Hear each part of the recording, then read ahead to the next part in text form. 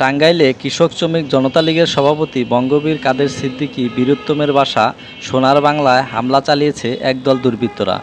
শনিবার দিবাগত রাত 12:30টার দিকে এ হামলা চালানো হয়।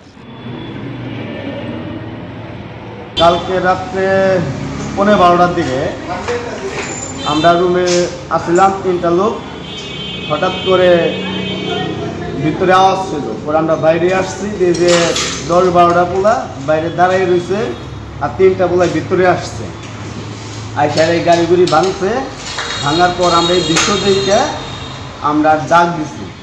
ডাক দেওয়ার পর আর 3টা ছেলে যখন বাইরে যেতেছে তখন ওদের হাতে 2জনের হাতে ছিল চাপাটি আর একজনের হাতে ছিল চাইনিজ কুড়াল, গামছা বান্ধা ছিল। আর বাইরে যে কজন ছিল ওদের মাথায় যে নেতৃত্ব দিচ্ছে এই ঘটনায়, তাদের মাথায় একটা হেলমেট ছিল। পরে আমরা যখন ডাকাটাকি ভাঙছি তখন ওরা বাইরে থেকে ইট পাটকেল দেওয়ার সেরকম মানে গুলি বর্ষণের মতন ঢেল।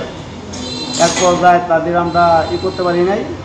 পরে ডাকাটাকি ভাঙার পরে ওরা এদিক দিয়ে চলে ওই দিকে চলে গেছে। বাসার কেয়ারটেকার জানান, রাতে কাদের সিদ্দিকী দ্বিতীয় তলায় ঘুমাচ্ছিলেন। এ সময় 10 থেকে 15 জন দুর্বৃত্তরা বাসায় ইটপাটকেল নিক্ষেপ করে। পরে মই দিয়ে বাসার গেট টপকে ভিতরে প্রবেশ করে 2টি গাড়ি ভাঙচুর করে। এ সময় আশেপাশের লোকজন এগিয়ে এলে দুর্বৃত্তরা দ্রুত পালিয়ে যায়। পুলিশ বিষয়টি তদন্ত শুরু করেছে। দ্রুতই জড়িতদের শনাক্ত করে আইনের আওতায় আনা হবে বলে জানান টাঙ্গাইল থানার ভারপ্রাপ্ত কর্মকর্তা তানভীর আহমেদ।